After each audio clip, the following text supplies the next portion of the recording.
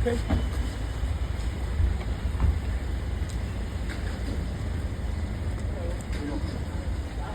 Good morning, madam. Good morning.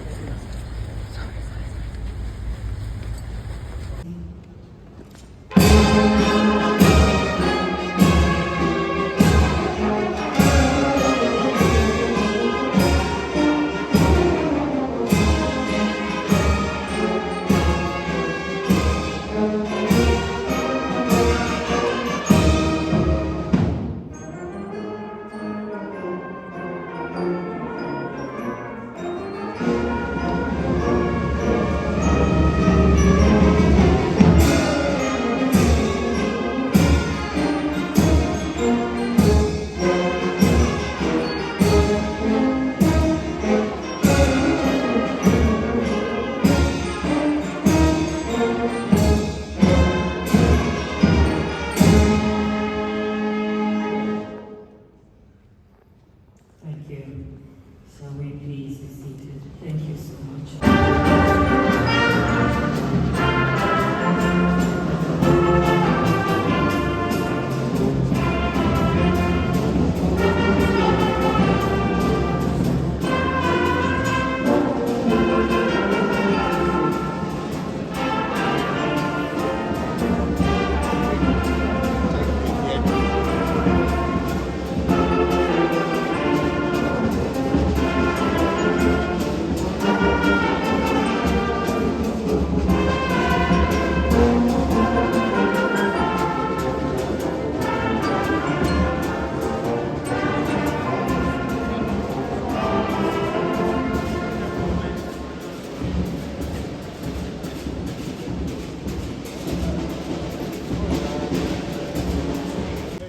The first woman Vice President of the Republic of Ghana to deliver her remarks.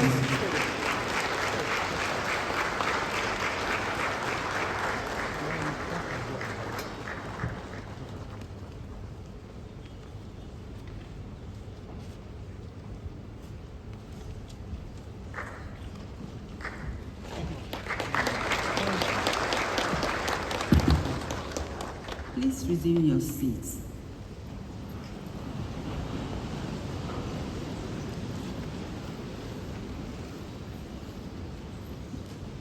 Good morning, everyone.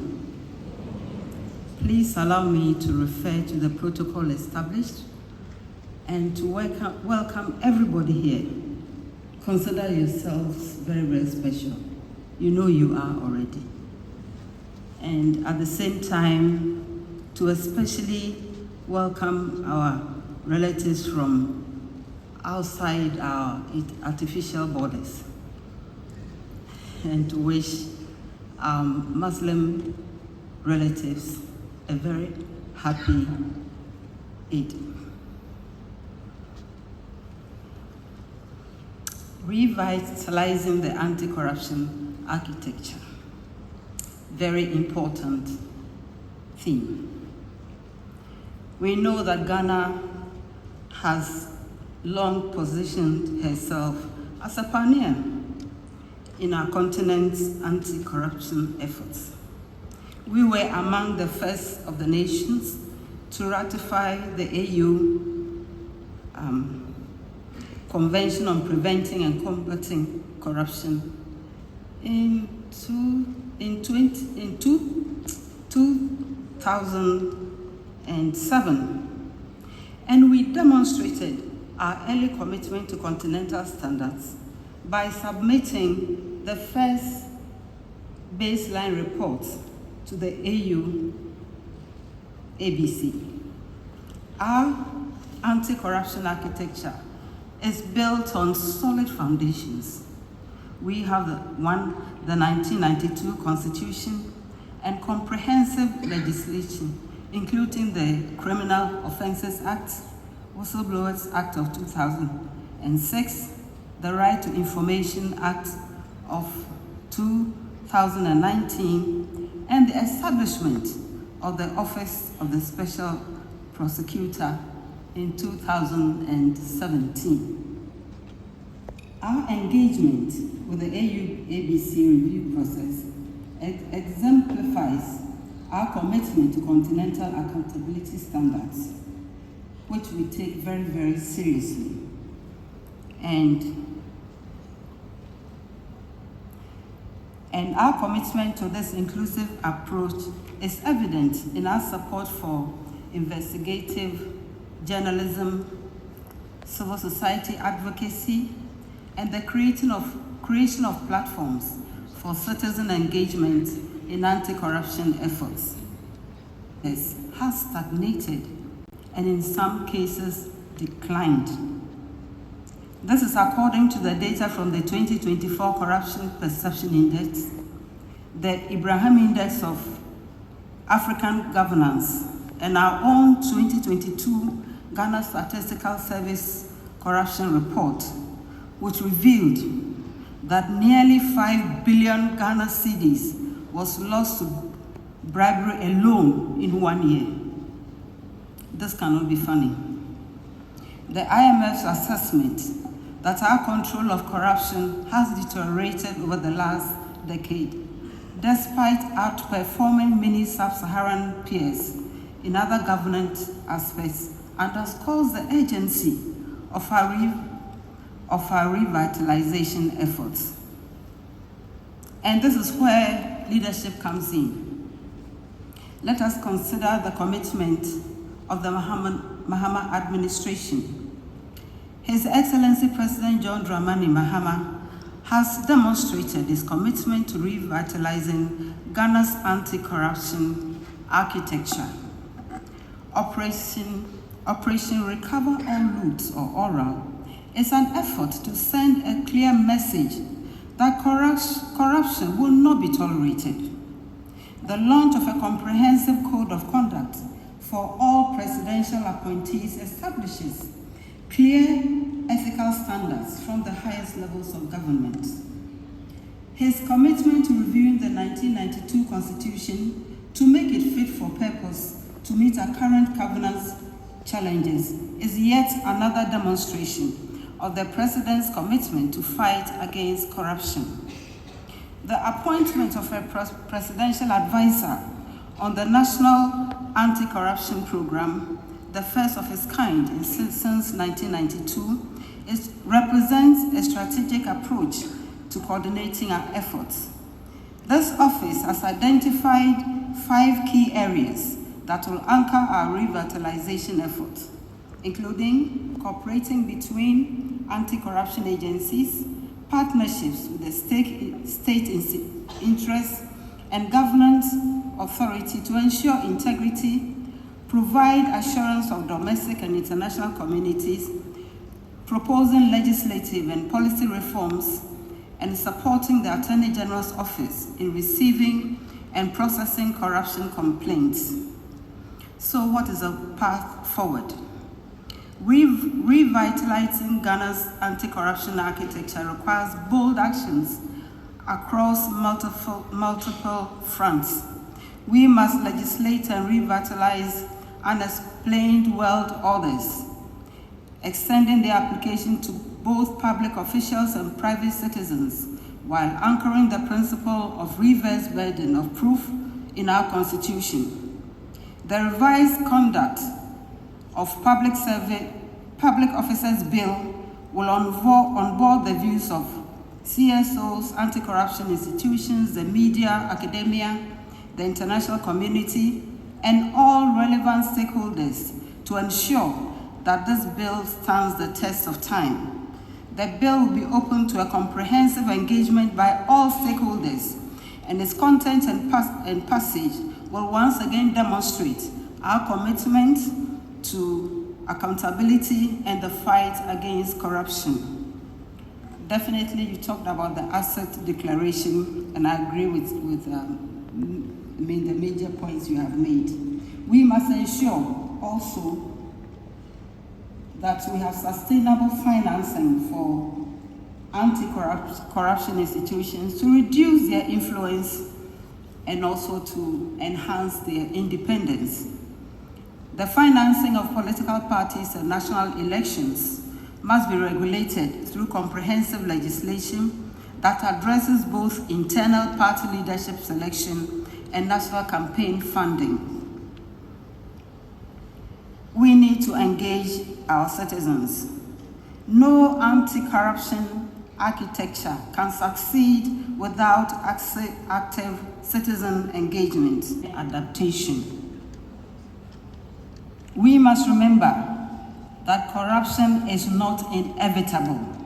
It is a choice to prioritize personal gain over public good, short-term benefits over long-term development, and narrow interests over national progress. Equally, the fight against corruption is a choice to demand better from our leaders and from ourselves, and to build the Africa our children deserve. Let us recommit ourselves to this fight, to revitalize our institutions, strengthen our laws, empower our citizens, and work together across borders. And I like the across borders, because we know that our borders are artificial, and we need to work together. We need to work across borders to build an Africa that is truly prosperous and peaceful, driven by its own citizens, and guided by the principles of integrity, transparency, and accountability. This is a journey we must continue. We know that together we will succeed. I want to thank you for your kind attention.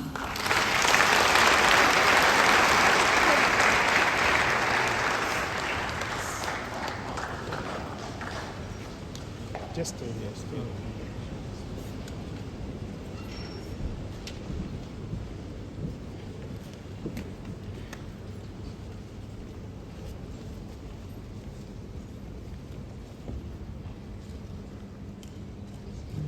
Thank you so much, Your Excellency. So much discipline and integrity. I wonder why we didn't get a woman vice president earlier than this. Please join me in welcoming a very respected legal mind, the Special Prosecutor of Ghana, Mr. GHBRAIN.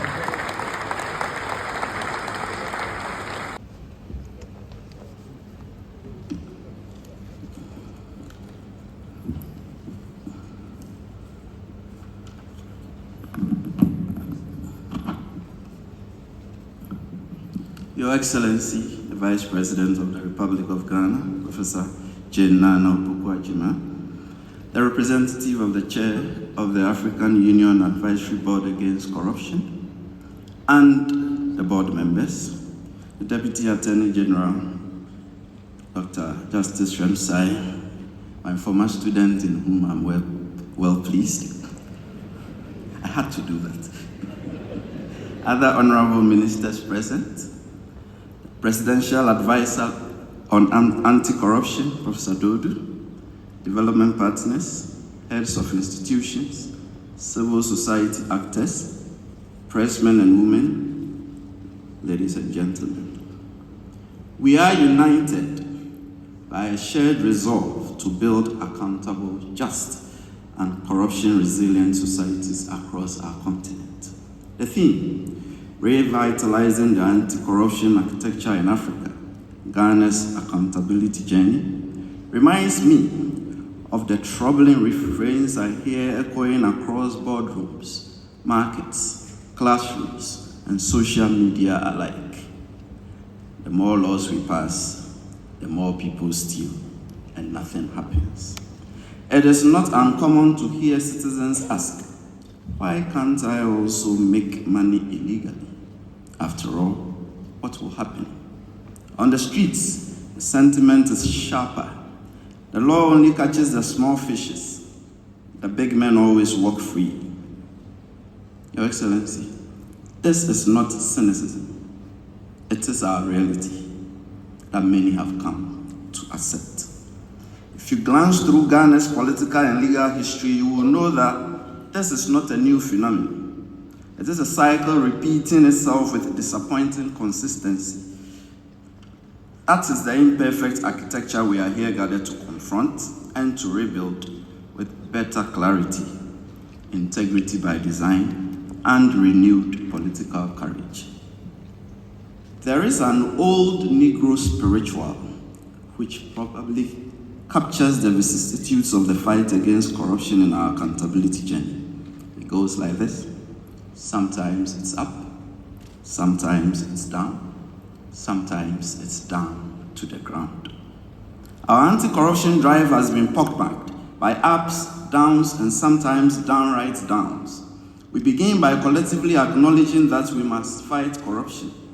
That lights a glimmer on the horizon, accompanied by copious fanfare.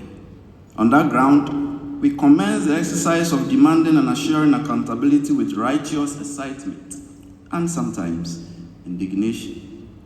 Each surge in corruption has been met with varied responses, from coup d'etat to commissions of inquiry that generated countless reports, most of which were eventually forgotten. Even during our 4 republics, under what is termed the rule of law, the relentless cycle was and is ever present. History repeats itself. Our positions on corruption perception indices remain firm within the average region.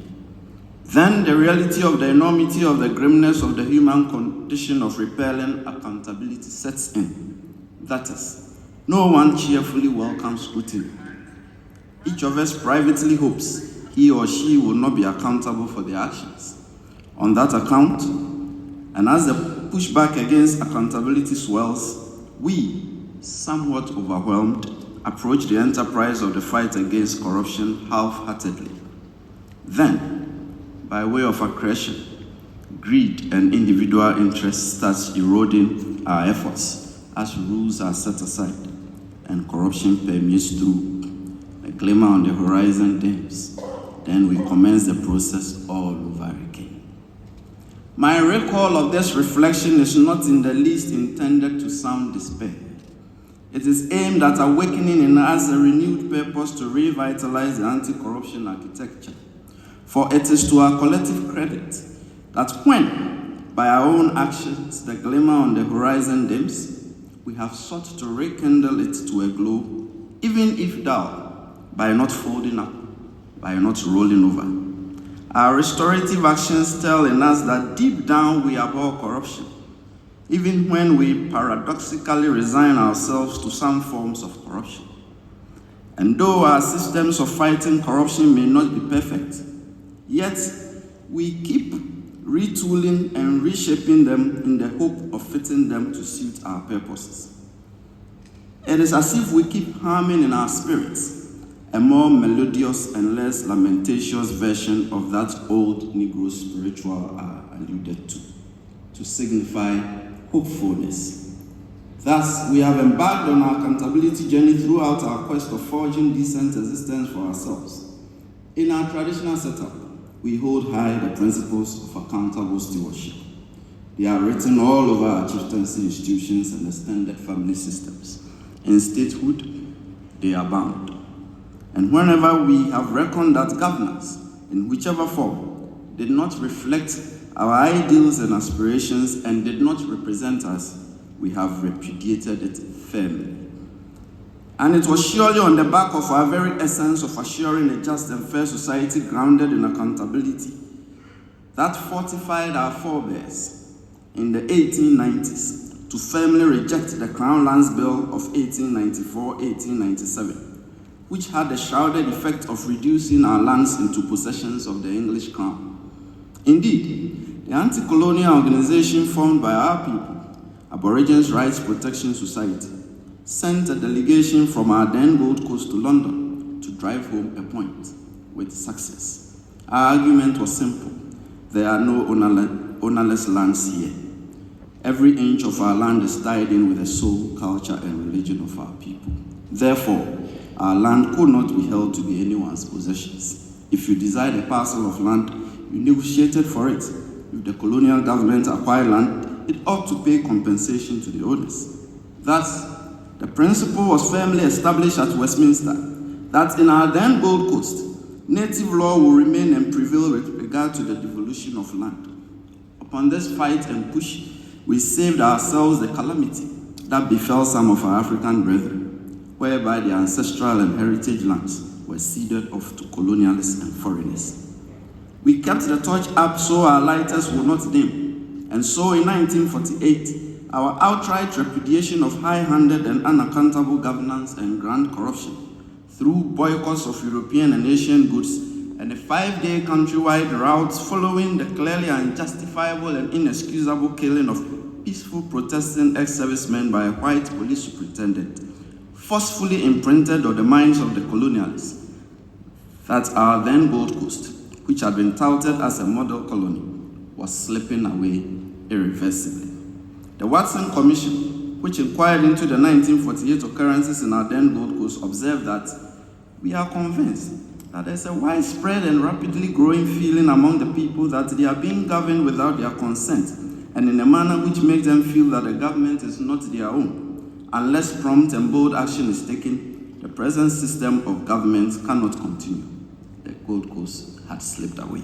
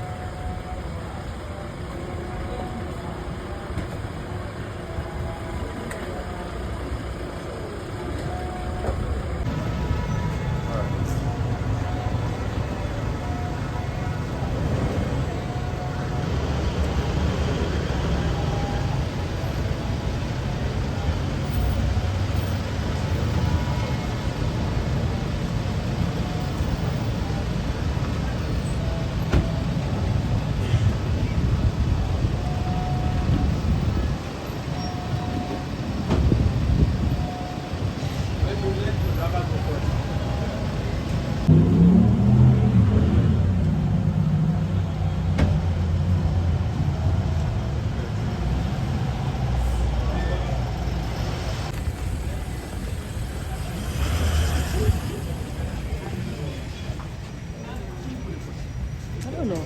So I'm coming with a brain. I missed the